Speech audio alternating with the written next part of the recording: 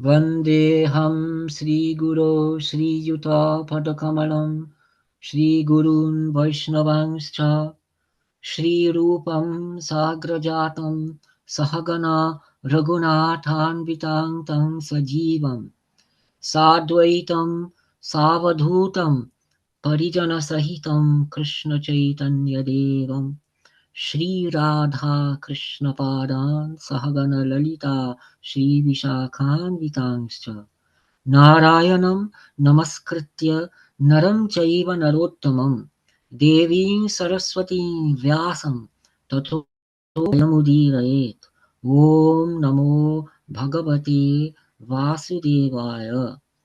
So, continuing with Mahabharata, Gosha Yatra Parva, chapter 524, episode 227. Vaishampayana said, when King Duryodhana heard Karna's words, he was extremely delighted, but he again became sad and spoke these words, "O Karna, what you have told me has always been in my mind, but I will not obtain permission to go where the Pandavas are. Dhritarashtra, lord of the earth, always mourns for those brave ones. Because of the power of their austerities, he considers the Pandavas to be superior. If the king gets to know about our desires, he will seek to protect the future and not grant us permission.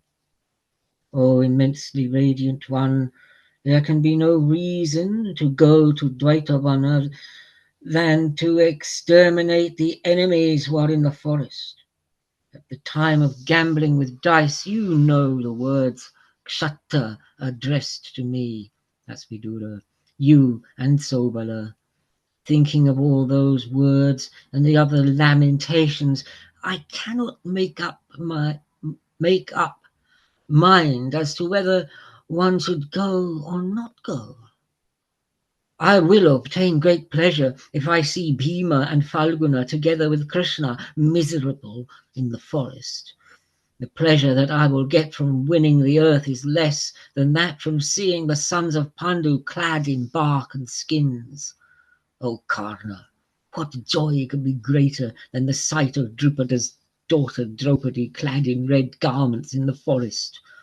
If Dharmaraja, Bhimasena, and Pandava see me united with this supreme prosperity, it is worth living. But I do not see a means whereby we can go to the forest, or a means whereby the king will give us permission to go. Therefore, together with Sobala and Dushashana, find out ye skillful means whereby we can go to the forest. After I have thought about whether one should go or not go, I will approach the king tomorrow.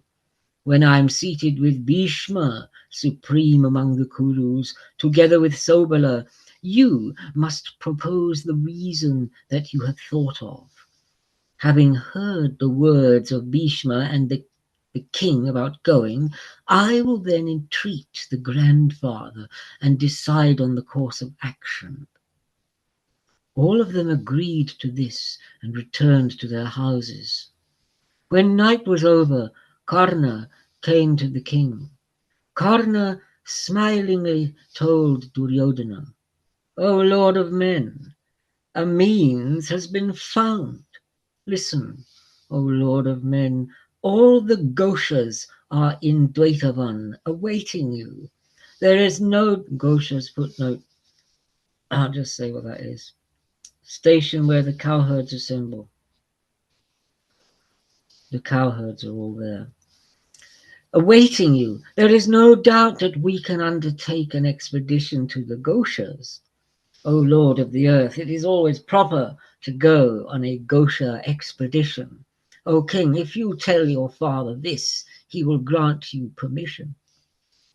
While they were conversing in this fashion, having decided on the Gosha expedition, Sakuni, the king of Gandhara, smilingly replied, I can see that this means of going is without any difficulties. The king will not only give us permission, he will press us to go. O Lord of men, all the Goshas in Dvaitavana are waiting for you. There is no doubt that we can go there on a Gosha expedition. All of them then laughed and offered each other their palms. Having decided on this, they went to see the foremost of the Kurus. Chapter 525, episode 228. Vaishampayana said, O Janamejaya, O descendant of the Bharata lineage. Then they all went to Dhritarashtra and asked about the king's welfare, and the king asked about them in return. A cowherd named Samanga had been instructed earlier. He approached Dhritarashtra and told him about the cattle that were nearby. O Lord of the earth, then Radheya and Sakuni spoke to Dhritarashtra, Lord of men and the foremost among kings. O Kaurava, the Goshas are in beautiful regions. The time for branding the calves has arrived. O king, this is also an excellent time for your son to go on a hunt. Therefore, you should give Duryodhana permission to go. Dhritarashtra replied, O son, hunting and inspecting of cattle are worthy tasks. I remember that one should not trust cowherds completely, but I have heard that those tigers among men are somewhere near, the Pandavas. Therefore, I do not think that you should go there yourself. They were vanquished through deceit and now live in that great forest in misery. O Radheya, those Maharatas are capable and are always engaged in austerities. Dharmaraja is never angered, but Bhimasena is prone to anger. Yajnasena's daughter is also full of fire, full of insolence and delusion. You are certain to commit a transgression, and they will burn you down with the power of their austerities. Or the brave and armed ones may be overcome with anger, with swords that are girded with the energetic weapons. They will burn you down. Even if you succeed in harming them through force of numbers, that will not be the act of an Arya. But I do not think this to be possible. The mighty armed Dhananjaya has lived in Indra's world. Having obtained celestial weapons, he has returned to the forest. In earlier times, when he had not obtained these weapons, Bibatsu had conquered the earth. Having obtained the weapons, why should the Mahabharata not be able to kill you now? If you listen to my words, once you have gone there, even then there will be reason for anxiety, and it will be a sojourn of unhappiness. Some soldiers of yours may cause injury to Yudhishthira, even if the act has not been intended. The sin will be ascribed to you, O descendant of the Bharata lineage. Therefore, let skilled men go there for the branding. I do not like the idea of your going there yourself. Sakuni said, the eldest Pandava is learned in Dharma. He has taken an oath in the assembly hall that he will live in the forest for 12 years. O descendant of the Bharata lineage, all the Pandavas follow him and are devoted to Dharma. Kaunteya Yudhishthira will never exhibit anger towards us. We are extremely desirous of going on a hunt. We also wish to do the numbering. We have no desire to see the Pandavas. There will be no conduct that does not befit an Arya. We will not go to the place that they have sought refuge in. Having been thus addressed by Sakuni, Dhritarashtra, the lord of men, reluctantly gave Duryodhana permission to go together with his advisors. Having obtained permission, Gandhari's son, foremost among the Bharatas, left with a large army together with Karna, Dushashana and Sakuni, the dice player, and surrounded by his other brothers and thousands of women. When the mighty armed one departed to see Lake Dvaitavana, all the citizens, together with their wives, followed him to the forest.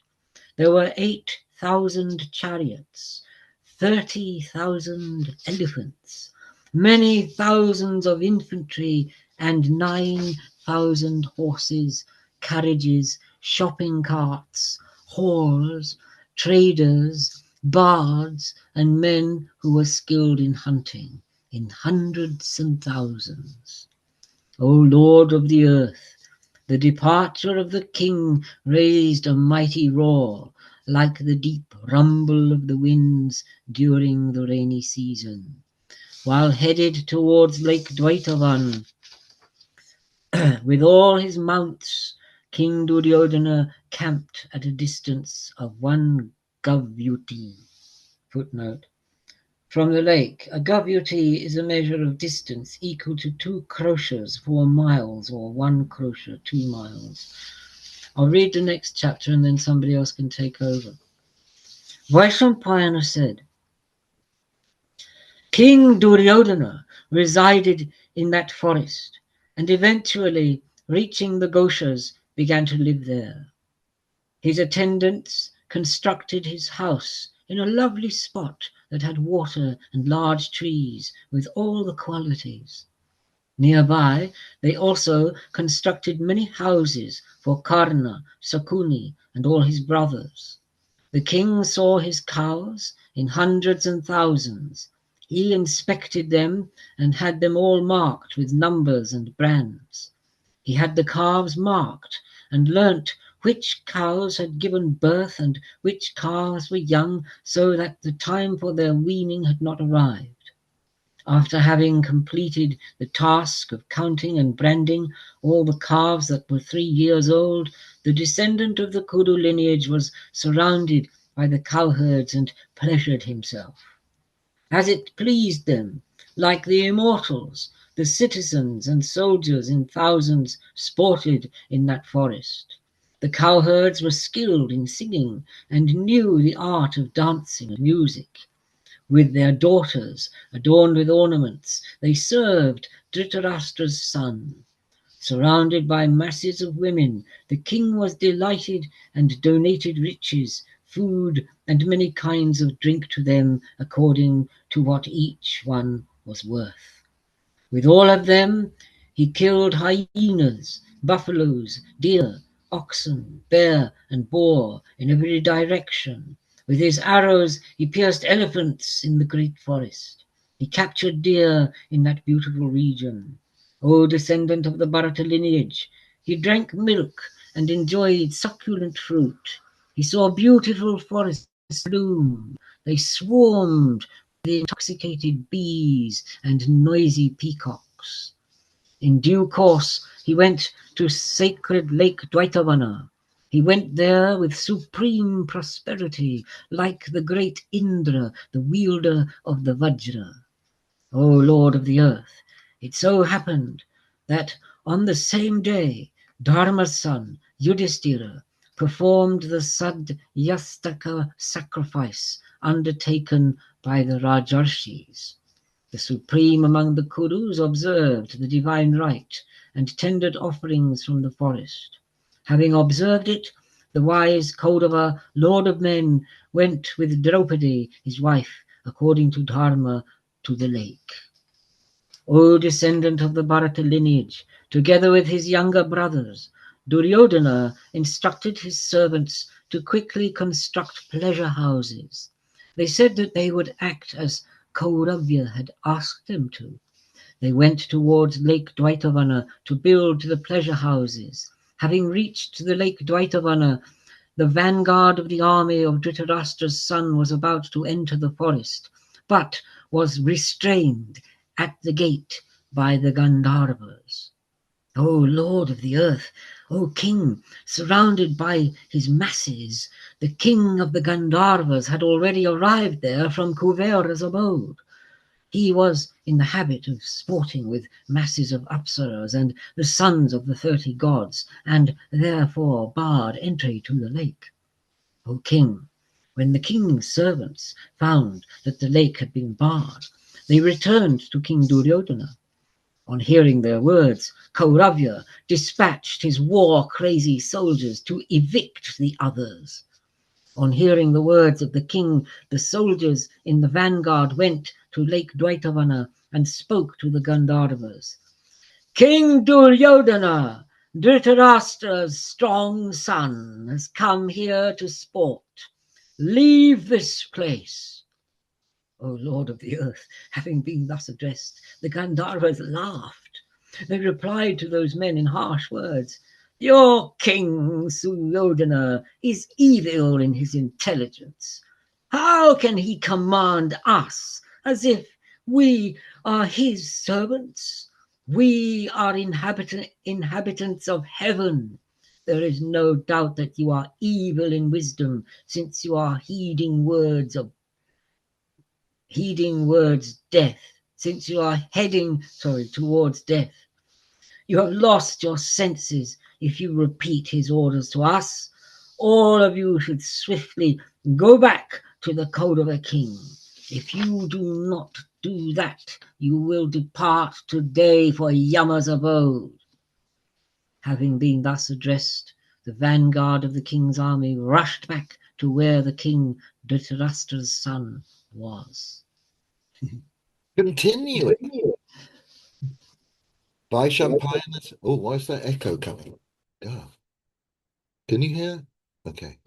Vaishampayana said, we're carrying on, 527230. Vaishampayana said, O great king, all of them then went to Duryodhana. They told him what had been said about the Kaurava. O descendant of the Bharata lineage, Dhritarashtra's powerful son was filled with anger that his army had been restrained by the Gandharvas. He told his soldiers, chastise the ones who do not follow Dharma and dare to do that which brings me displeasure, even if Shatra, Kratu and the gods happen to be sporting there. On hearing Duryodhana's words, the immensely strong sons of Dhritarashtra and thousands of soldiers armed themselves for battle. Repulsing the Gandharvas, they forcibly entered the forest. They filled the 10 directions with the giant roars like those of lions. The Gandharvas sought to restrain the Kuru soldiers, O Lord of the earth, but though restrained by the Gandharvas peacefully, they ignored those Gandharvas and entered the great forest. When Dhritarashtra's sons and their servants did not stop, despite their words, they took to the sky and reported. That was Anna. When Dhritarashtra's sons and their servants did not stop, despite their words, they took to the sky and reported this to Chitrasena. He's the king of the Gandharvas. On hearing everything, the king of the Gandharvas had the following to say about the Kauravas. In anger, Chitrasena said, they do not behave like Aryas. Punish them. O descendant of the Bharata lineage, taking their leave of Chitrasena, all the Gandharvas grasped weapons and rushed at the sons of Dhritarashtra.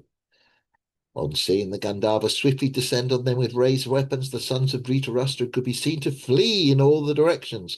On seeing that the sons of Dhritarashtra were fleeing from the field of battle, the brave Vaikartana, its Kana, was the only one who wasn't reluctant to do battle. On seeing the great army of Gandharvas descending in Radeya, repulsed them with a mighty shower of arrows. With great lightness of hand, the suitor's son killed hundreds of Gandharvas with Shurupras, Vishakas, Bhalas, Vatsadantas, and iron arrows.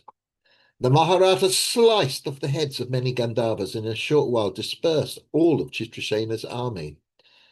Although the Gandharvas were killed by the intelligent son of the suitor, they returned again in hundreds and thousands. In a short instant, the earth was covered with Gandharvas, and Chitrasena's soldiers descended with great force.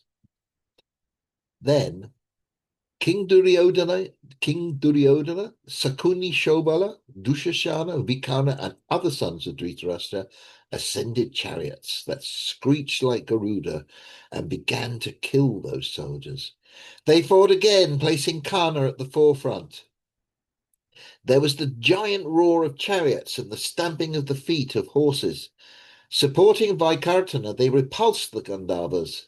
Then all the Gandharvas descended on the Kauravas, and the battle that raged was extremely terrible. It made the body hair stand up. Oppressed by the arrows, the Gandharvas began to wilt. On seeing that the Gandharvas were suffering, the Kauravas roared loudly. On seeing that the Gandharvas were frightened, Chitrasena was overcome with anger. He angrily flew up from his seat, resolving to kill them. That brave one began to fight with weapons of Maya, following wonderful paths. The Kauravas were bewildered because of Chitrasena's Maya. Oh, descendant of the Bharata lineage, it seemed as if each one of the Dhritarashtra's sons was assailed and surrounded by 10 Gandharvas. O king, being thus oppressed by a great army, they were frightened. They fled the field of battle and went to where King Yudhisthira was, seeking refuge with him. Everywhere the soldiers of the sons of Dhritarashtra were being destroyed. O king, Vaikartanakarna was the only one who stood immobile like a mountain. Duryodhana, Karna, and Shakuni Shobala were severely wounded in the field of battle, but kept fighting the Gandharvas. With the desire to kill Karna in battle, hundreds and thousands of Gandharvas rushed collectively towards him. With the desire to kill the son of the suitor, the immensely strong ones surrounded him from all sides with swords, javelins, spears, and maces. Some sliced off the yoke, others brought down the flagpoles, some brought down the shafts, the horses, and the charioteer, some sliced down the umbrella, others the fenders and the diadem. In many thousands, the Gandharvas shattered the chariot. Holding a sword and a shield in his hand, the son of the suitor jumped down from the chariot. He leapt onto Vaikarna's chariot and whipped the horses so that he might escape. God, it's exciting, isn't it? 528, 231. Vaishampayana said, O great king, when Mahabharata Karna was routed by the Gandharvas in the sight of the sons of Dhritarashtra, the entire army fled. O great king, on seeing all the sons of Dhritarashtra flee, Duryodhana refused to run away. On seeing the great army of Gandharvas descend on him, the scorcher of enemies unleashed a great shower of arrows. Without thinking about this shower of arrows and desiring to kill Duryodhana, the Gandharvas surrounded his chariot from all sides. They cut down the yoke, shafts, fenders, pennants, charioteer, horse, trivenu, and seat into pieces that were as small as sesame seeds. Duryodhana was thus unseated from the chariot and fell down on the ground. The mighty armed Chitrasena rushed at him and captured him alive. O Indra among kings, when he had thus been captured, the Gandharvas surrounded Dushashana on his chariot and captured him too. With Chitrasena, others rushed at Vimishati, and still others at Vindu and Anuvindu, and all the wives of the kings. The soldiers of Dhritarashtra's sons were routed by the Gandharvas. Together with the ones who had been wounded before, they then went to the Pandavas.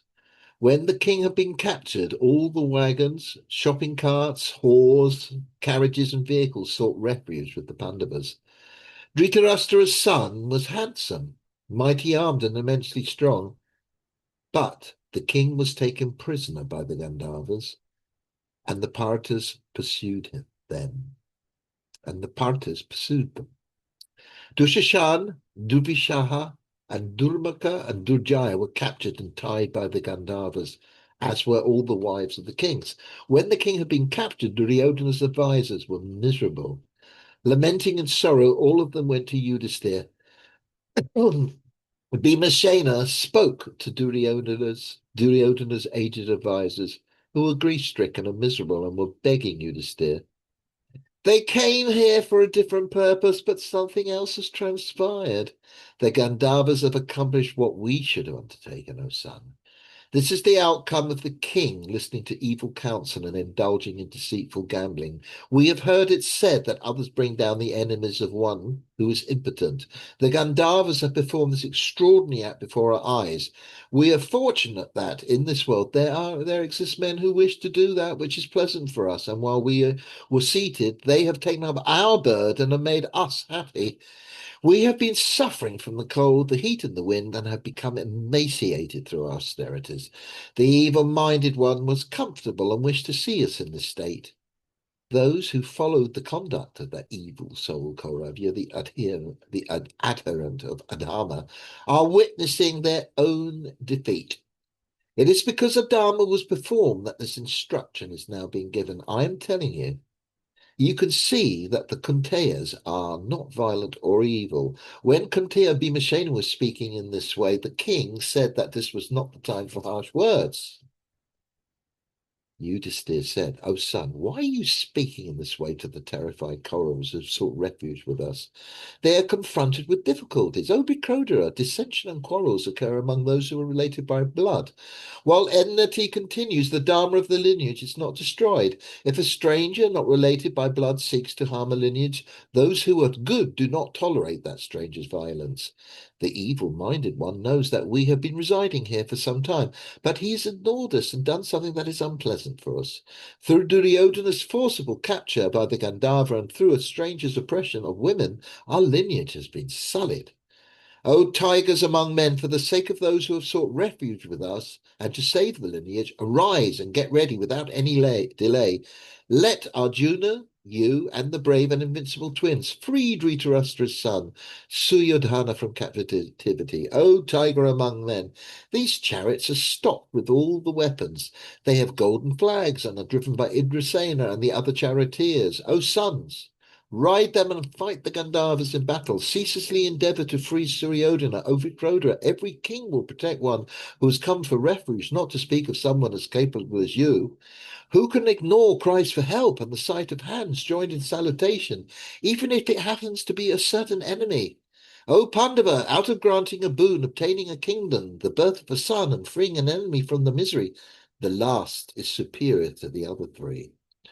What can provide greater satisfaction to you than that Suryodhana should be in distress now and that his life depends on the strength of your arms?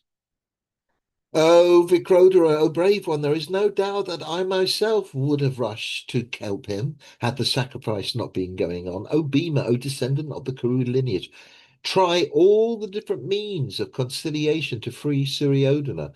If the king of the Gandharvas does not return him through a conciliation, free Suryodhana through mild use of your valor.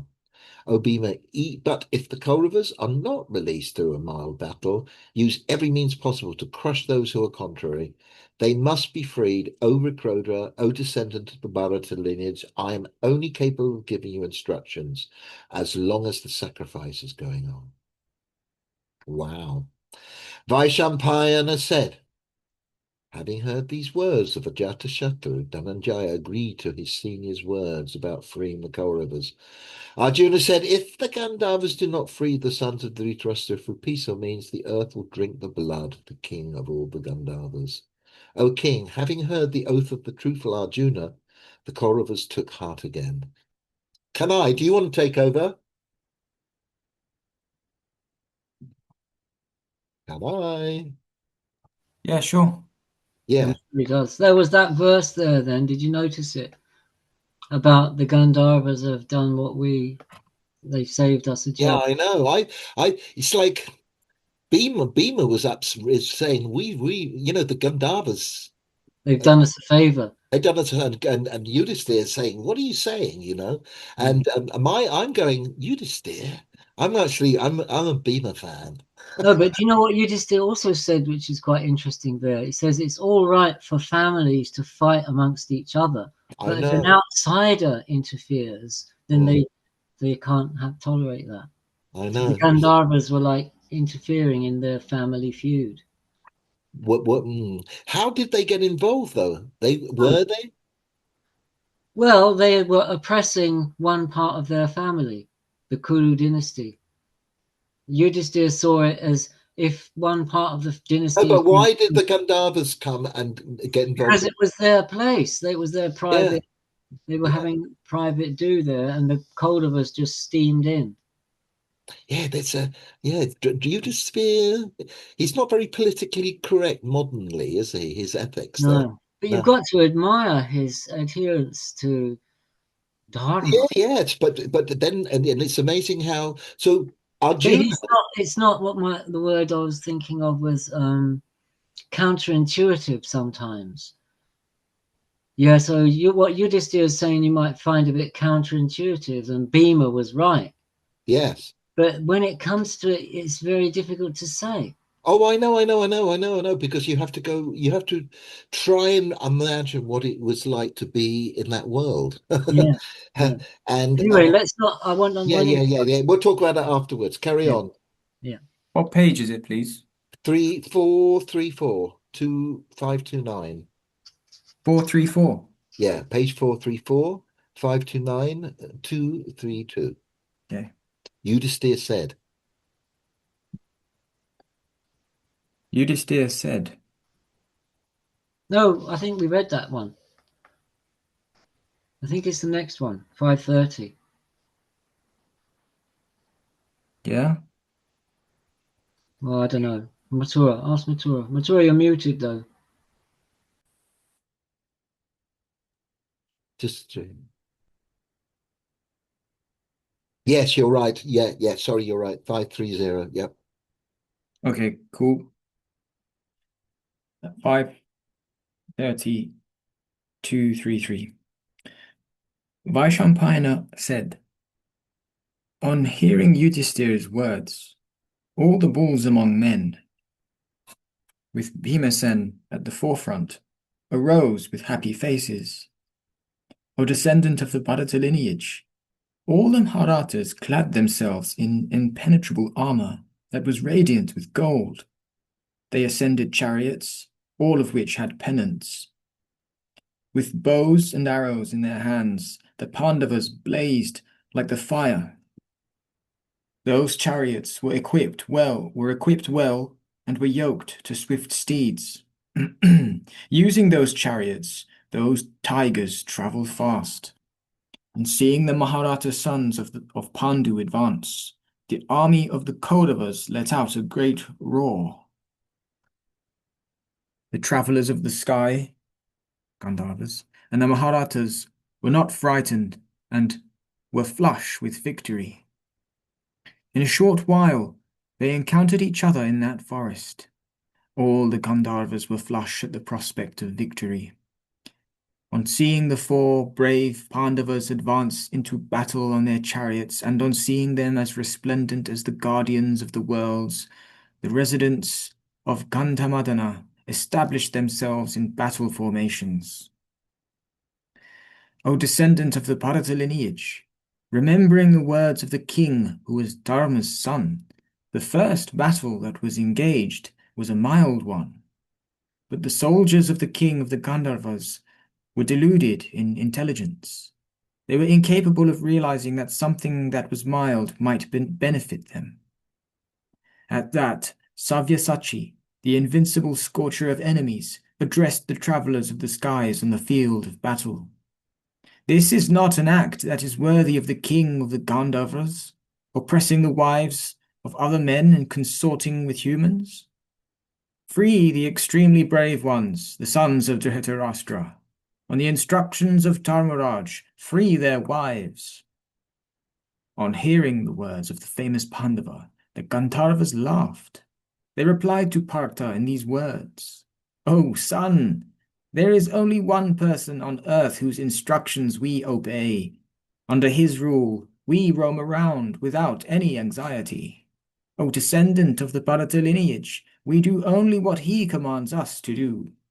Other than that Lord of the gods, there is no one else who can command us.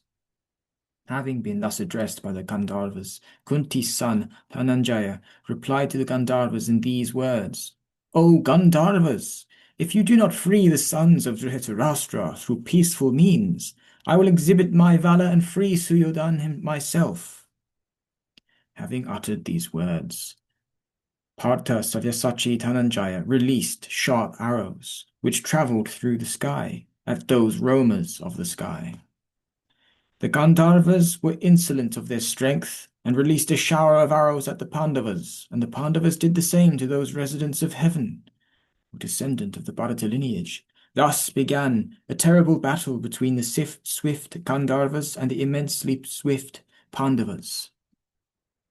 531, 234. Vaishampayana said, the Gandharvas were bedecked with golden garlands and possessed celestial weapons. They enveloped them with blazing arrows from all the directions. There were 4 brave Pandavas and thousands of Gandharvas. O king, they attacked each other in that battle, and it was extraordinary. Just as the Gandharvas had shattered the chariots of Karna and the sons of Dhritarashtra into 100 pieces, they attempted to do it again. O king, hundreds of Gandharvas attacked them in that battle, and the tigers among men repulsed them with many showers of arrows. Repulsed by showers of arrows in all the directions, those travellers of the sky could not approach near the sons of Pandu. On seeing that the Gandharvas were angered, Arjuna used great and celestial weapons against them. In that war, insolent about his strength, Arjuna used his Agneya weapon to send 1,000,000 Gandharvas to Yama's abode. O king, with his sharp arrows, Bhima, the great archer and supreme among strong ones in battle, killed hundreds of Gandharvas. O king, insolent of their strength, Madri's 2 sons fought and captured and killed hundreds of enemies. When the Gandharvas were thus killed by the great-souled ones with celestial weapons, they took to the sky and took the sons of Dhritarashtra with them. But Kunti's son, Dhananjaya, saw them arise. He surrounded them on all sides with a great net of arrows. Having been tied down by that net of arrows, they were like birds in a cage. They angrily hurled showers of maces, spears, and swords at Arjuna. But Dhananjaya pierced the bodies of the Gandharvas with palas. Heads, legs, and arms fell down from above like a shower of rocks, and the others took fright. When the Gandharvas were being killed by the great-souled Pandava, who was on the ground, they showered down arrows on him from the sky. But Savyasachi, the energetic scorcher of enemies, repulsed all of them with his own weapons and began to pierce the Gandharvas. Arjuna, the descendant of the Kuru lineage, unleashed his weapons. Shtunakarna, Indrajala, Saura, Agneya, and Saumya. These are all his celestial weapons. The Gandharvas were burnt up by the arrows of Kunti's son. They were in supreme despondence, like the Daityas at Shakra's hands. When they tried to escape upwards, his net of arrows restrained them. When they tried to slither away, Savyasachi restrained them with his balas. O descendant of the Bharata lineage, on seeing the Gandharvas, terrified by Kunti's intelligent son, Chitrasena grasped a mace and rushed towards Savyasachi. In that battle, he held the iron mace in his hand. But with his arrows, Partha sliced the mace into 7 pieces. On seeing that the mace had been cut into many pieces by the arrows of the nimble one, he made himself invisible and began to fight with the Pandava. There's a footnote here, it's probably just Chitrasena, yeah. Established in the sky, he repulsed those celestial weapons. The powerful king of the Gandharvas hid himself through his powers of Maya. Arjuna saw that he was invisible and was striking.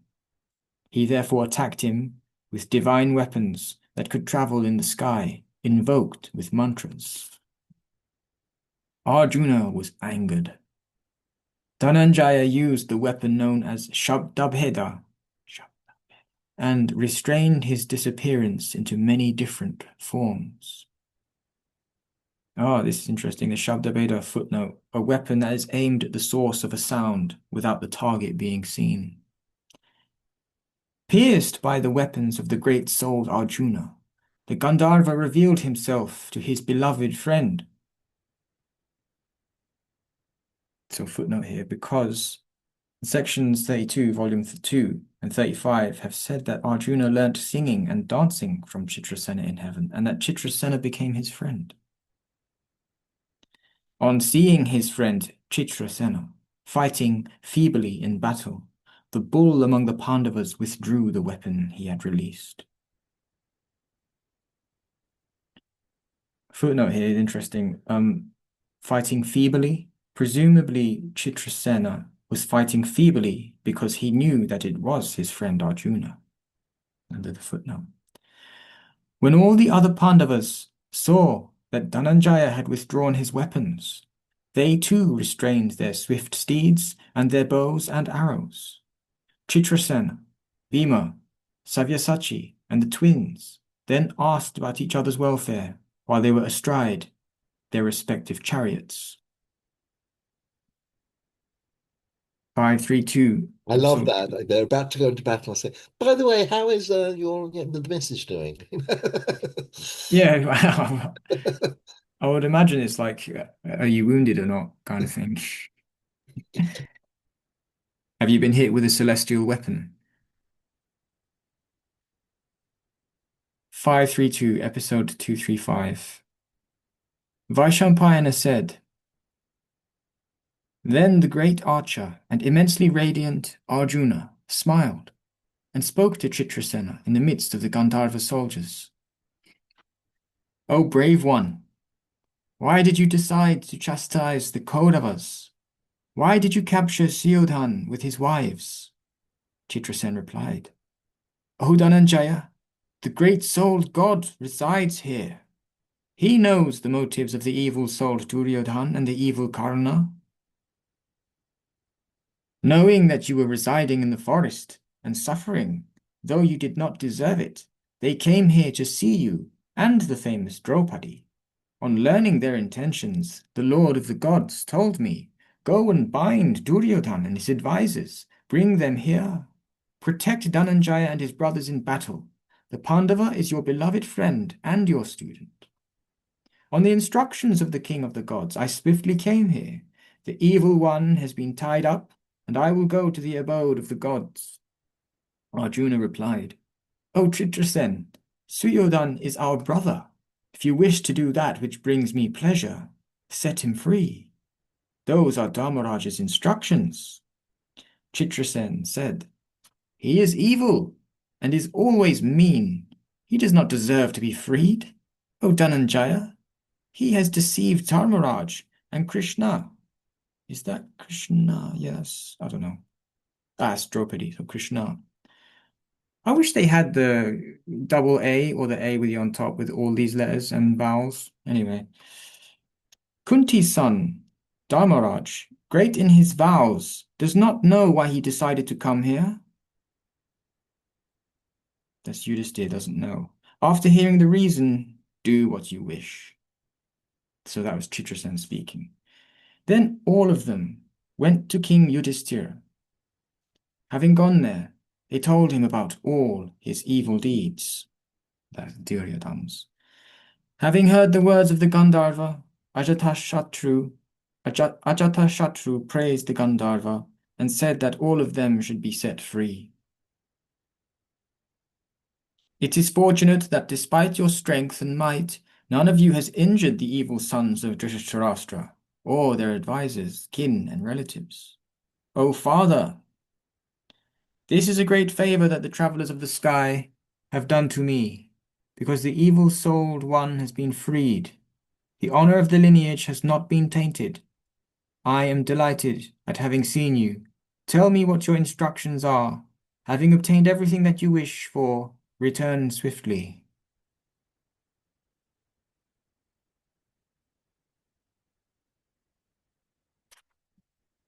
Thus the Gandharvas took their leave of the intelligent son of Pandu. Extremely delighted, they left with the Apsaras, with Chitrasen at the forefront. With a divine shower of ambrosia, the king of the gods revived the Gandharvas who had been killed in the battle with the Kauravas. That's Amrita, the ambrosia. Having performed the difficult task of setting their relatives and all the wives of the kings free, the Pandavas were extremely pleased. The Maharatas were honored by the Kurus and their wives and sons. Amidst the Kurus, the great-souled ones were as resplendent as the fire. Having freed Duryodhana, together with his brothers, Yudhisthira lovingly told him, "O son, never commit such rashness again. O descendant of the Bharata lineage, one who is rash never comes to a happy end. O descendant of the Kuru lineage, return safely with all your brothers. If it pleases you, without any despondency, return to your houses." Having been thus given permission by the Pandava, King Duryodhana was overcome with shame and returned to his city. With the Kauravya gone, Kunti's son, Yudhisthira, was honored by the Brahmanas, together with his brave brothers. Surrounded by the ones rich in austerities, like Shakra amidst the immortals, he pleasured himself happily in Dvaitavan.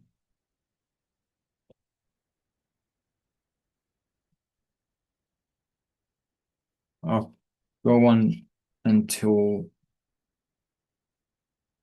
let's see. I'll happily go on until 536, which is another 6 pages, but feel free to interject. 533, episode 236. Janamejaya said, "He was vanquished and bound by his enemies in battle. Later, he was freed by the great-souled Pandavas. The extremely evil-souled Duryodhana was always boastful, insolent, and proud. He always looked down upon the manliness and generosity of the Pandavas. Seems to me that the wicked one's entry into Hastinapur must have been difficult. He must have been overcome by shame and sorrow. His heart must have been full of grief. O Vaishampayana, recount in detail his entry." Vaishampayana said, "Dhritarashtra's son, Suyodhan, was given his leave by Dharmaraj.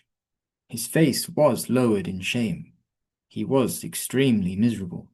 He returned slowly. The king left for his city, followed by 4 components of his army, as infantry, horses, elephants, chariots. On the way, there was a region that was full of excellent grass and water. He set his vehicles free there. As he wished, he camped in an auspicious and beautiful spot of ground. In due order, his elephants, horses, chariots, and infantry were stationed around him. The king seated himself on a conch that was like the fire in its radiance. He looked like the moon, eclipsed by Rahu. A couch, not a conch. Ah, It's a couch, not a conch. right. Oh, yeah. Thanks. Yeah. Okay, that makes sense. When night was over, Karna came to Duryodhana and spoke to him. "O son of Gandhari, it is fortunate that you are alive, and fortunate that we have met again. It is fortunate that you have vanquished the Gandharvas, who are capable of assuming any form at will, O descendant of the Kuru lineage. It is fortunate that I see all of your brothers. They are Maharatas and have been victorious, triumphing over the enemies in battle. While you looked on, I was worsted by all those Gandharvas. My own army was routed, and I was incapable of ensuring that they remained there. I was sorely wounded by the arrows and hard pressed. I ran away. O descendant of the Bharata lineage, I think it is extraordinary that I see you here, without harm and without injury, and with all your wives, riches, and vehicles. You have freed yourself from that superhuman battle, O descendant of the Bharata lineage. O great king, there is no other man in this world who is like you, or can achieve what you have done in battle with your brothers. O king, having been thus addressed by Karna, King Duryodhan lowered his head and spoke in a voice that was choked with tears. Chapter 534, episode 237. Duryodhan said, O Radheya, I do not take offense at your words because you do not know what transpired. You think that I defeated the Gandharva enemies through my energy. O mighty armed one, my brothers and I did fight with the Gandharvas for a long time, and there was destruction on both sides. But when those brave ones fought with the use of Maya, the battle with the travelers of the sky was no longer equal. We then encountered defeat in the battle and were taken captive, together with the servants, advisors, wives, riches, and vehicles. We were then extremely miserable and were abducted by them through the sky. Then, miserable, some of our advisors and soldiers went to the Mahabharata Pandavas and sought refuge. King Duryodhan, Dhritarashtra's son, together with his younger brothers and his advisors and wives, is being carried away through the sky by the Gandharvas. O fortunate ones, please free the king and his wives. Otherwise, all the wives of the Kuru lineage will suffer a lot. Yeah, I mean, the footnote is just these words were spoken by Duryodhan's advisors and soldiers. So Duryodhan is continuing speaking, I believe. The eldest of Pandu's sons has dharma in his soul. Having been thus addressed, he pacified his brothers and ordered them to free us. The Pandavas, bulls among men, went to that spot. Though they were capable, the Maharajas tried conciliation first, but though they were conciliatory, the Gandharvas did not free us. Then, insolent in their strength, Arjuna, Bhima, and the twins unleashed many showers of arrows at the Gandharvas. At that, all of them gave up the fight and fled to the sky, though dragging our miserable selves along in delight. I then saw Dhananjaya, surrounded by nets of arrows on all sides, release his superhuman weapons. All the directions could be seen to be enveloped by the Pandavas' sharp arrows. So I just need to say something. There's the flat opposite. There's a big fire just appeared, and the flats and the fire engines are all out there. There's smoke and everything coming. I'm just down about 200 yards from my house. There's a big fire. Wow, Anyway, I'm just wow, going to sit here and watch it, but it's just literally all happening down the road, 200 yards away, in a block wow. of flats like mine. God, it's a bit scary, isn't it? Yeah. Okay. I'm back to the story. Yeah, wow. Yeah, I might have to. I Quite might go something. outside just to see, Mm, but maybe not. Maybe not. Okay. Phew. Anyway, I'll carry on here. Hurry on. shocking. Yeah, yeah. But here, where? So Duryodhan is describing to Karna what happened. Karna thinks he came back victorious, but Duryodhan knows otherwise. And Duryodhan sees Arjuna's weapons. Chitrasen, Dhananjaya's friend, showed himself, and he and the Pandava, scorcher of enemies, embraced each other. They asked each other about their welfare. On meeting each other, they discarded their armor and arms. The brave Gandharvas mixed freely with the Pandavas. Chitrasen and Dhananjaya displayed each other honors.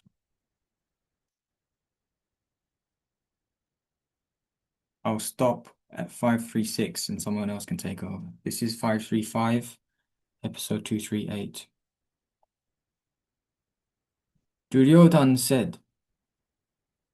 When he met Chitrasena, Arjuna smiled. The scorcher of enemies spoke these words, which weren't those of an impotent one. O brave one, O supreme among Gandharvas, you should release our brothers. They should not be oppressed as long as the sons of Pandu are alive. O Karna, having been thus addressed by the great-souled Pandava, the Gandharva revealed the reason why we had come, to see the Pandavas and their wife in misery, devoid of happiness. When the Gandharva revealed this through his words, I wished to enter a hole in the earth in shame. Together with the Pandavas, the Gandharva then went to Yudhishthira. I might have to go out and have a look. It's getting really bad, that fire. The whole roof of the flats maybe get caught fire.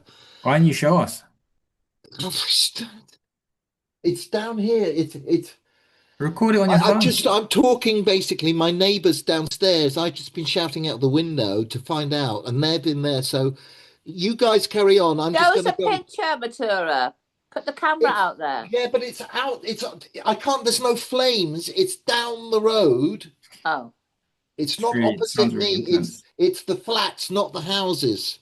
Oh. It's the next block like mine down there. oh right. And it's one of the flats. They just told me, but they're just looking. It's just all happening, and it's going to the roof of now of the flats. Oh. I know. So I don't know. Should I just? I don't know. I think I should go out there and find out a bit. What difference will that make? It's up to you, Matura. It's just that I don't know nothing.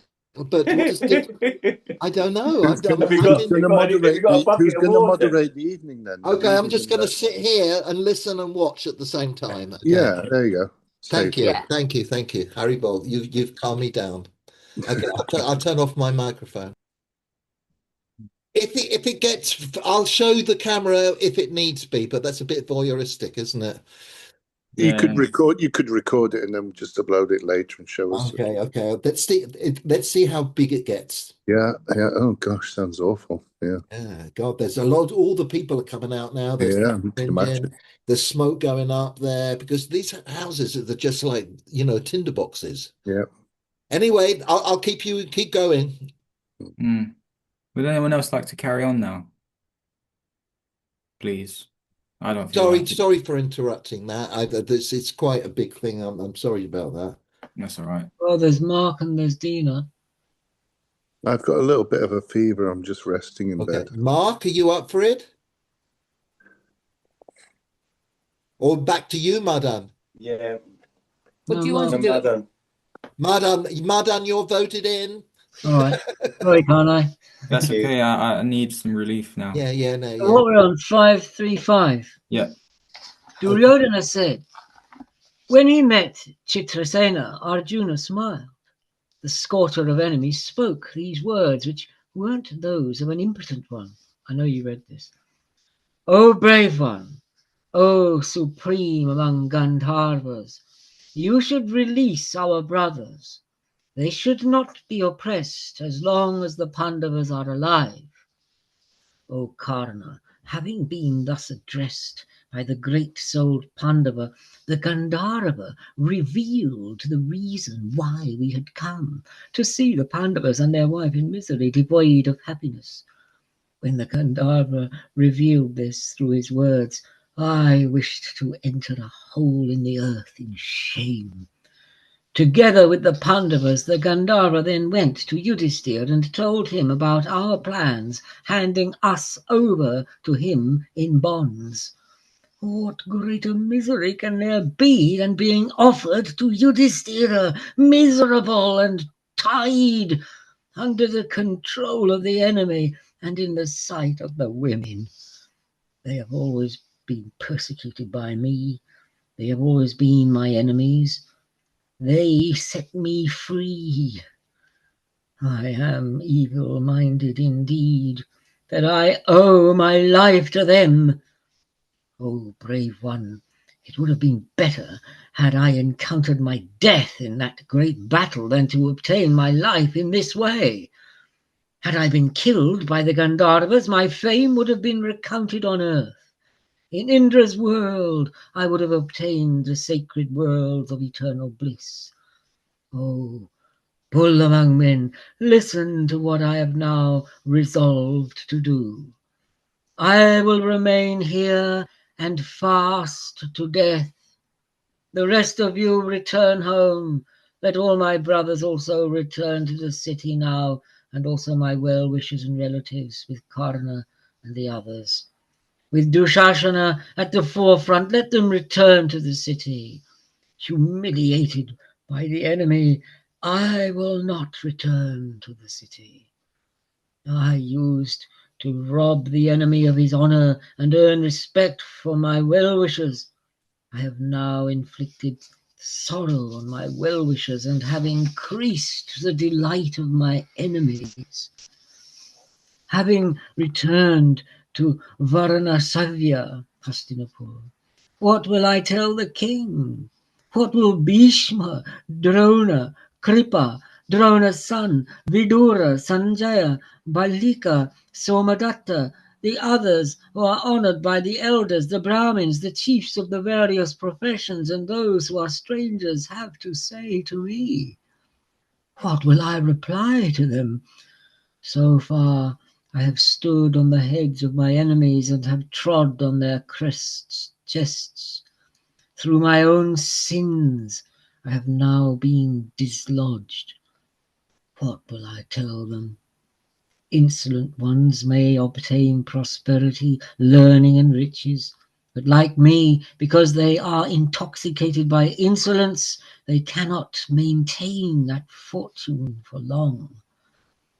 Out of my foolishness I have committed an evil act. I was deluded by my own evil intelligence. That is the reason why I am confronted with this calamity. I will therefore fast to death. I am incapable of living any longer. No one with spirit wishes to remain alive after an enemy has saved him from calamity. I am proud, but have lost my manliness. The enemy has laughed at me. The Pandavas have great valor and have looked down at me with disrespect. Vaishampayana said, while he was thinking in this way, he spoke these words to Dushashana. O Dushashana, O descendant of the Bharata lineage, listen to my words. You are being instated as the king by me, and accept this. Protected by Karna and Sobala, rule over this extensive earth. Protect your brothers as confidently as the slayer of Vritra protects the Maruts. Just as the gods earn a living from Shatakratu, let your relatives earn a living from you, without any deviation.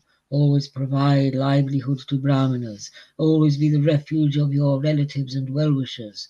Just as Vishnu looks after the masses of gods, look after the relatives. Protect the seniors. Go and govern the earth. Gladden all your well-wishers and chastise the enemies. Embracing him by the neck, he asked him to go. On hearing these words, Dushashana was miserable. He was extremely sorrowful, and his words were choked with tears. He joined his hands in salutation. In a broken voice, he told his elder brother to relent. His heart burnt as he prostrated himself on the ground. In sorrow he shed tears on his feet, and the tiger among men said, "This cannot be. The earth with its mountains can be shattered, the sky can be splintered, the sun can lose its light, the moon can lose its cool, the wind can lose its speed, the Himalayas can begin to walk, the water of the ocean may be dried up, the fire can lose its heat. O king, but I will not govern the earth without you." He repeatedly spoke words asking him to relent. In our lineage, you alone will be the king for 100 years. He touched the feet of his elder brother, who deserved to be honored by him. On seeing Dushashana and Suryodhana in grief, Karna, who was himself miserable, approached and said, "O Kauravyas, why are you overcome by childish grief, like two ordinary people? Sorrow can never be driven away through grieving. Grieving never alters the state of one who is sorrowful. What will be gained through this lamentation? Get a grip of your own selves. Do not delight the enemies through this sorrow. O king, the Pandavas performed their duty in freeing you. Those who reside within a king's dominions must always do that which is pleasant for him. Under your protection, the Pandavas have resided without any anxiety. You should not grieve like an ordinary person. Your brothers are despondent because you have decided to fast to death. O fortunate one, arise and move around. Comfort your brothers, O king. I do not understand your present foolish conduct. O brave one, O destroyer of enemies, what is surprising in the Pandavas setting you free when you were in the clutches of your enemies? O Kauravya, those who live within the kingdom, especially those who are soldiers, must act for the pleasure of the king, whether they are known to him or not. It often happens that the foremost among men capable of crushing enemy armies are captured on the field of battle and are freed by ordinary soldiers. Men who are soldiers and reside within a king's dominions must appropriately endeavor to accomplish the king's objectives. O king, the Pandavas live in your kingdom. Even if they have freed you now, what is the reason for this lamentation? O king, O supreme among kings, when you marched out with your army, what is improper is that the Pandavas did not follow you at the back. They are brave and powerful, but they withdrew from the field of battle, though they had earlier become your possessions in the assembly hall. You are enjoying the riches of the Pandavas, but look at the Pandavas. They are still powerful and are not fasting to death. O king, O fortunate one, arise. You should not think about this. Those who live within a king's boundaries must do pleasant things for the king. Why should one lament about that? O Indra among kings, listen to my words. O destroyer of enemies, if you do not act in accordance with them, you will stay here. I will stay here at your feet and serve you. O bull among men, without you I do not desire to live. O king, if you decide to fast to death, all the other kings will laugh at you. Having been thus addressed by Karna, King Duryodhana still decided not to rise, having set his mind on going to heaven. 536, 239. Vaishampayana said, King Duryodhana was intolerant and was still determined to fast to death. O king, Sakuni Sobala spoke gently to him. O Kaurava, you have heard what Karna has told you, and his words are right. Out of delusion, why should you throw away the riches that I obtained for you? O supreme among kings, like a foolish one, why do you desire to give up your life? It seems to me that you have never visited the elders. If one does not control sudden happiness or unhappiness, even if one obtains prosperity, it is destroyed like an unbaked vessel in water. A king who is extremely timid, extremely impotent, procrastinating, absent-minded, and addicted to the senses is not served by prosperity. You have been served by a good act. Why do you exhibit this contrary sentiment of sorrow? You should not destroy the good act of the Partras by resorting to this sorrow. You should reward the good act of the Pandavas by being happy. O Indra among kings, instead you are sorrowing and acting in a contrary way. Be gracious and do not give up your life. Be satisfied and remember the good deed. Return the kingdom to the Partras and earn fame and dharma. By performing this act, you will show your gratitude. Be fraternal towards the Pandavas and give them their places again. You will be happy if you return the ancestral kingdom to them. Having heard Sakuni's words, and glancing with brotherly affection at Dushasana prostrate at his feet, who was brave but was now acting timidly, he embraced Dushasana, the scorcher of enemies, with his well-formed arms, and raised him. He lovingly smelt the fragrance of his head. King Duryodhana was already sorrowful. Having heard Karna and Sobala's words, he was overcome with shame and became extremely despondent. Having heard his well-wishers, he angrily said, I am no longer concerned with dharma, riches, friendship, prosperity, or acts of pleasure. Do not be frustrated. Leave. I have made up my mind that I will fast to death. All of you return to the city and show honor to my superiors. But they replied to the king, who was the destroyer of his enemies, O Indra among kings, O descendant of the Bharata lineage, the path that you traverse is also ours. How can we return to the city without you? He was addressed in many different ways by his well-wishers, advisors, brothers, and relatives, but he had made up his mind and would not waver. In accordance with his resolution, Dhritarashtra's son spread darba on the ground. He purified himself by touching water and sat down on the ground.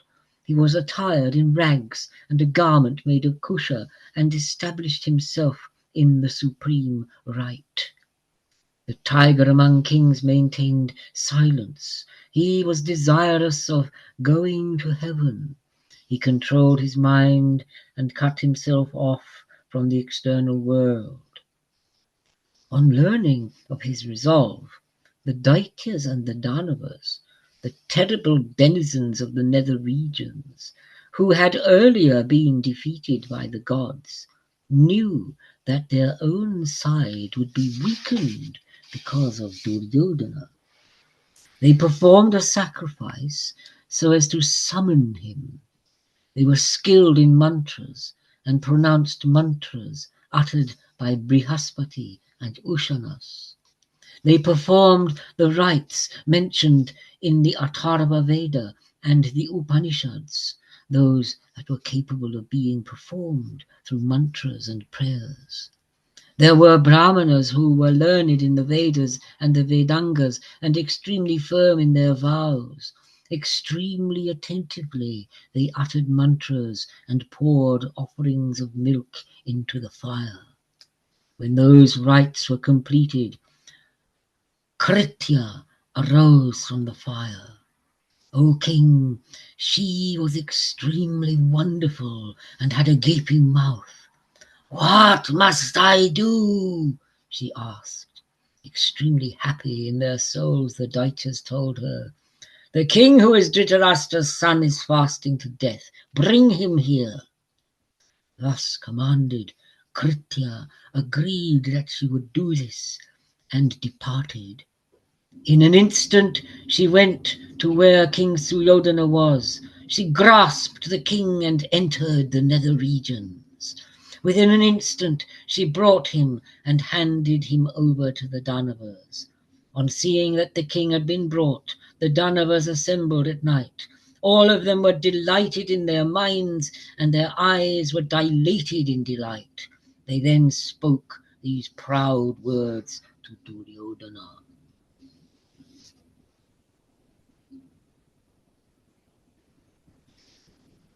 537. The Danavas said, O Suryodhana, O Indra among kings, O extender of the Bharata lineage, you are always surrounded by brave and great-souled ones. Why have you resorted to this rash deed of fasting to death? Suicide always brings a person down, and ill words are spoken about such a person. Intelligent ones like you should never embark on contrary tasks that strike at the roots of their best interests. Restrain this resolution, O king. This is destructive of dharma, artha, and happiness. It kills fame, power, and fortitude, and increases the happiness of the enemies. O Lord, O King, hear the truth about your divine origins and how this body of yours came to be created. Then resort to fortitude. O King, in ancient times, through our austerities, we obtained you from Maheshwara. O unblemished one, the upper part of your body has been made from a collection of vajras and is impenetrable to every type of weapon. The lower part was created by the goddess herself out of flowers and its handsome form is attractive to women. O supreme among kings, O tiger among kings. Thus your body was created both by Ishvara and by the goddess. You are divine, not human. There are extremely valorous Kshatriyas with Bhagadatta at the forefront. They are brave and skilled in the use of divine weapons and will kill your enemies. Therefore, do not grieve. There is no reason for fear. To aid you, many brave Danavas have been born on earth. Other Asuras will penetrate Bhishma, Drona, and Kripa. Possessed by them, they will discard their kindness and fight with your enemies. O supreme among Kurus, when the Danavas have possessed their inner souls, they will cast aside all affection and kill everyone in battle, sons, brothers, fathers, relatives, students, kin, young and old. Those tigers among men will be deluded through ignorance. They will be driven by the dictates of destiny. Their minds will be dark and they will discard all love. They will gleefully tell each other, "You will not escape with your life." They will establish themselves in their manliness and release every kind of weapon, priding themselves. Those foremost ones among the Kurus will destroy a large number of people. The great-souled Pandavas will be capable of fighting back. Those greatly strong ones are favored by destiny. O king, they will kill masses of Daityas and Rakshasas who have been born in the wombs of Kshatriyas and who will fight with your enemies with clubs, maces, swords, and missiles. O brave one, whatever fear there exists in your heart about Arjuna, for that too we have devised a means for Arjuna. The soul of Naraka, who has been killed, has entered Karna.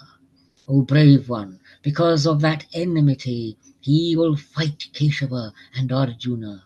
Karna is supreme among warriors. He is proud in battle. That Mahabharata will defeat Partha and all the enemies in battle. The wielder of the Vajra knows this. To protect Sabyasachi, he will rob Karna of his earrings and armor. but there are hundreds and thousands of Daityas with us. We have also appointed Rakshasas by the name of Samshaptakas. Those famous ones will kill the brave Arjuna. Do not sorrow, O king. This entire earth will be yours without any rivals. Do not resort to despondency. That is not worthy of you, O Kaurava. If you are destroyed, our side will be weakened. O brave one, depart. You should never direct your intelligence towards any other task. You are our recourse, just as the Pandavas are of the gods. Vaishampayana said, having thus addressed him, the Daityas then embraced that elephant among kings. Like a son, the bulls among the Danavas consoled that invincible one. O descendant of the Bharata lineage, they steadied his intelligence with loving words. Then they gave him permission to leave, saying, go and be victorious. When he had obtained permission, Kritya again brought the mighty armed one back to the spot where he had decided to fast unto death. Having placed the brave one down and having honoured him, Kritya took his permission to leave and instantly disappeared. O descendant of the Bharata lineage, when she had disappeared, King Duryodhana thought that it had all been a dream. But a thought always remained with him. I will vanquish the sons of Pandu in battle. Suryodhana thought that Karna and the Shamshaptakas had been given the task of killing Partha, the slayer of enemies, and that they were capable of this. O bull among the Bharata lineage, thus did resolution harden in Dhritarashtra's evil-minded son about defeating the Pandavas. Karna's mind and soul had been possessed by Naraka's soul. This turned his mind towards the cruel task of killing Arjuna. Various Rakshasas possessed the intelligence of the brave Shamshaptakas. They were overtaken by Rajas and Tamas and wished to kill Falguna. The minds of Bhishma, Drona, Kripa, and others were taken over by the Danavas. O Lord of Earth, they were no longer as affectionate towards the sons of Pandu. But King Suryodhana did not tell anyone this. When the night was over, Karna Vaikartana smiled at King Duryodhana, and joining his hands in salutation spoke words full of reason to him. No one who is dead can defeat his enemies. Only those who are alive witness fortune. O Kauravya, how does a dead one obtain fortune? Where is the victory? This is not the time for despondency, fear, or death. He then embraced the mighty armed one with his arms and said, O king, arise! O destroyer of enemies, why are you lying down? Why are you sorrowing? How can you desire to die when the enemy has been tormented through your valor? Or if fear has been engendered at the sight of Arjuna's valor, I truly promise that I will kill Arjuna in battle. O Lord of men, when 13 years have elapsed, I swear on my weapons that I will bring the Parthas under your subjugation. Having been thus addressed by Karna, remembering the words of the Daityas and witnessing the prostrations of the others, Suryodhana arose. Having heard the words of the Daityas, he adopted a firm resolution in his heart. The tiger among men asked his army to be prepared with many chariots, elephants, horses, and large numbers of infantry. O king, the great army marched like the waves of the Ganga. It had white umbrellas and pennants and extremely white whisks. It was extremely radiant, with chariots, elephants, and infantry, like the sky when the thick clouds have disappeared and autumn is yet to arrive. Indras among Brahmins pronounced benedictions of victory over him and praised him like an emperor. With hands joined in salutation, Dhritarashtra's son, the lord of men, received the homage of gardens. O Indra among kings, blazing in supreme prosperity, Suryodhana was in the front, together with Karna and the dice player Sobala. Beginning with Dushashana, all his other brothers were there, and Bhurishravas, Somadatta, and the great king Ballika. The extenders of the Kuru lineage followed that lion among kings on many types of chariots, horses, and excellent elephants. O king, in a short while they entered their own city. Does Mark want to have a go yet? Anybody out there? Yeah, I just shared the pictures from the fire on the WhatsApp group so you could see. And Oh, here's Mark. So there. Matura. Sorry? Did you go outside? Yeah, I went out. I left the group, went down, went with my camera. All my residents are out there. Everyone's there. And you can see from the side, the picture I shared was the roof. Now, and we're all discussing it, and everyone, so it's waves of people, and then there's it's lots. I mean, I'm gonna wait because it's gonna do whatever. We've got a quarter of an hour left, so Yeah. let Mark read for that, Yeah, and then we can Okay. stop the recording after that. Yeah. Do Okay. you know where we're up to, Mark? Yes. Can you Already. get the camera Obviously- rightly poised for your face and everything? Obviously, I'm on the Ganguli version. Yeah. Okay. Yeah. Get the camera down a little bit. Yeah. Benny, Hang on, Benny, I'll be fiddle with it, I'll do Be it. the cameraman. Janani Jaya then raises a question now, yeah? Yes. Right. Here it comes. Okay. Om Namo Bhagavate Vasudevaya. Hari Om. Janamajaya said, when the high-souled sons of Pritha were living in the forest, what did those foremost of men and mighty archers, the sons of Dhritarashtra, do? And what did the offspring of the sun, Karna, and the mighty Shakuni, and Bhishma, and Drona, and Kripa do?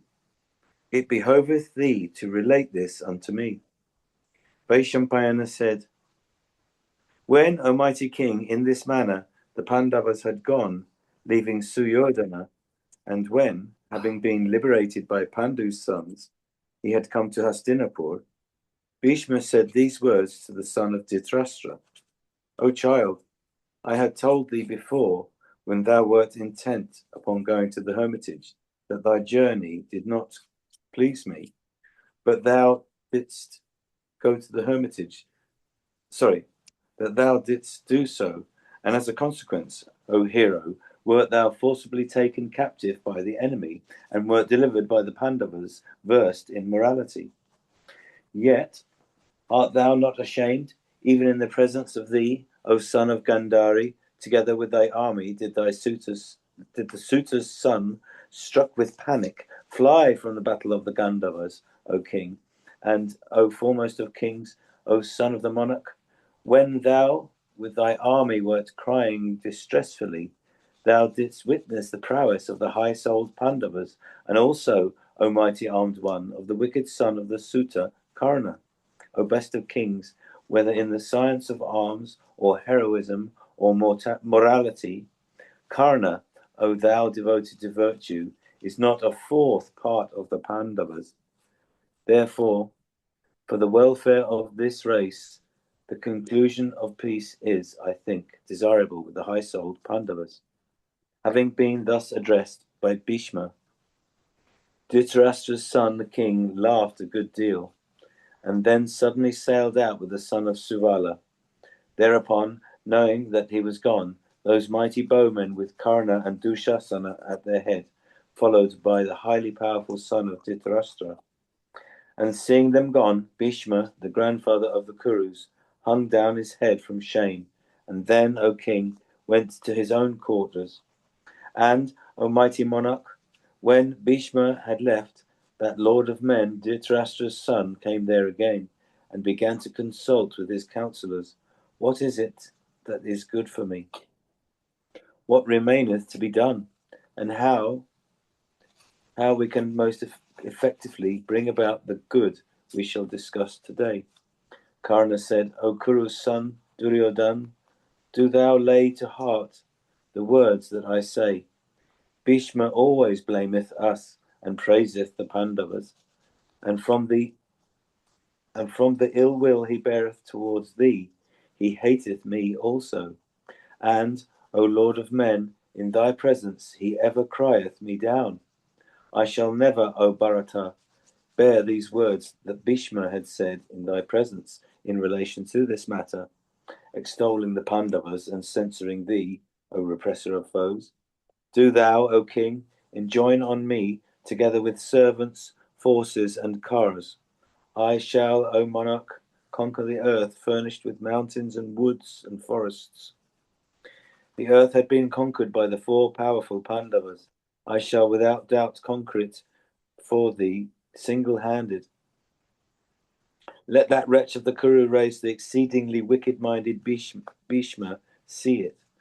He who vilifies those that do not deserve censure and praises those that should not be praised. Let him this day witness my might and blame himself. Do thou, O king, command me. Victory shall surely be thine. By my weapon, O monarch, I swear this before thee. Could you move the book that's just in front of you? It's just that one there. It's there. It's thank you. Okay. Yes. O king, O bull of the Bharata race, hearing these words of Karna, that lord of men, experiencing the highest delight, spoke unto Karna, saying, I am blessed, I have been favoured by thee, since thou, endued with great strength, art ever intent on my welfare. My life hath borne fruit today, as thou, O hero, intendest to subdue all our enemies. Repair, then, may good betide thee. Do thou command me, what am I to do? O subduer of foes, having been thus addressed by Dhritarashtra's intelligent son, Karna ordered all the necessaries for the excursion. And on an auspicious lunar day, at an auspicious moment, and under the influence of a star presided over by an auspicious deity, that mighty bowman, having been honoured by twice-born ones, had been bathed with auspicious and holy substances, and also worshipped by speech, set out, filling with the rattle of his car the 3 worlds with their mobile and immobile objects. Vaishampayana continued, Then, O bull among the Bharatas, that mighty bowman Karna, surrounded by a large army, besieged the beautiful city of Drupada, and he, after a hard conflict, brought the hero under subjection, and, O best of monarchs, made Drupada contribute silver and gold and gems, and also pay tribute. And, O foremost of kings, having subdued him, Karna, brought under subjection those princes that were under him, Drupad, and made them pay tribute. Then, going to the north, he subdued the sovereigns of that quarter, and having effected the defeat of Bhagadatta, Radha's son, ascended that mighty mountain Himavat, all along fighting his foes, and ranging all sides. He conquered and brought under subjection all kings inhabiting the Himavat, and made them pay dues. Then, descending from the mountain and rushing to the east, he reduced the Angas and the Bangas and the Kalingas and the Mandikas and the Magadhas and the Karkakandas, and also included with them the Avarsiras, Yodhyas, and the Ahikshatras. Having thus conquered the eastern quarter, Karna then presented himself before Batsabhumi, and having taken Batsabhumi, he reduced Kevali and Mritikavati and Mohana and Patrana and Tripura and Koshala and compelled all these to pay tribute. Then going to the south, Karna vanquished the mighty charioteers of that quarter, and in Dakshinatya, the Suta's son entered into conflict with Rukmi.